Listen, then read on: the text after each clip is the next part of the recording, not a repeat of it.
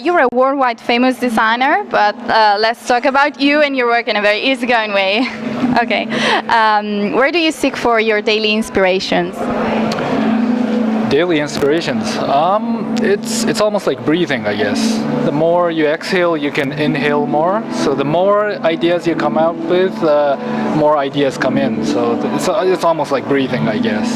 So the more projects you do, the more input you have and more inspirations you have. So project is about designing, of course. And what does design mean to you?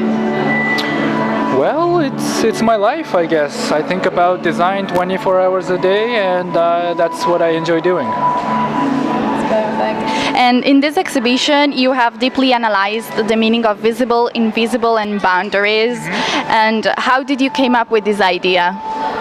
Well, it's a way of seeing things. That's how I find ideas in everyday life. And it's not the object itself, but it's when you look at the boundaries or the edges of things, or when you look in between, you find something interesting. And I wanted to share this way of seeing things because it makes life interesting and fun and rich. So the Salone is not necessarily about promoting finished products, but it's a way of sharing ideas, sharing new ways of seeing things.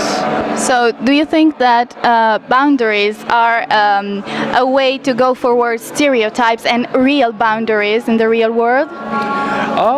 Yes, it's a very broad way of seeing things, but boundaries, it's about maybe between fashion and design, it may be between lighting and furniture, it may be literally about the edge of a piece of paper. I find so many interesting things when you look at the edges.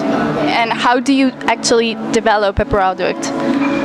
Well, first I start from a very bad sketch. I'm an awful sketcher. Even my clients laugh at me. And then I move on directly into 3D printing. We have 8 3D printers in our studio, and we have physical mock-ups in a second. So, not in a second, but very quickly. And so we just proceed like that. Whether if it's a big shopping center in Bangkok or if it's a small piece of chocolate, it's always the same. Okay, so the next question is, of course, what are your favorite materials to work with? I really don't have a favorite material. It's I always start from a small story, and then it's like a puzzle, I guess. I try to find the best matching colors, best matching materials and finishes and shapes that would tell the story in the best way. So I always start from the story and not from materials. So I really don't have a favorite material. And do you have a favorite color? No, but I feel that black and white I enjoy very much because it really expresses light and shadow. When you look at white, it's not a plain white.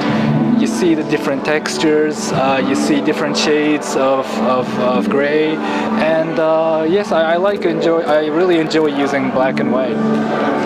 And last question, I love animals and I have also a pet design blog, and I know you have a dog and I love it.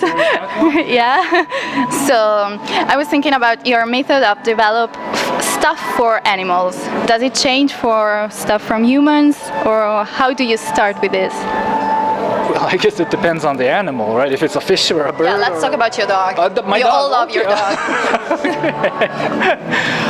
Designing for a dog, that is, I've designed some things for dogs in the past, but I feel that when you think about designing something for dogs or maybe for cats or even for fish or birds, I think there might be interesting ideas still. There's more potential, I guess, and I feel that that's a very interesting project as well. Okay. So thank you. We're done, and thank you for staying with us.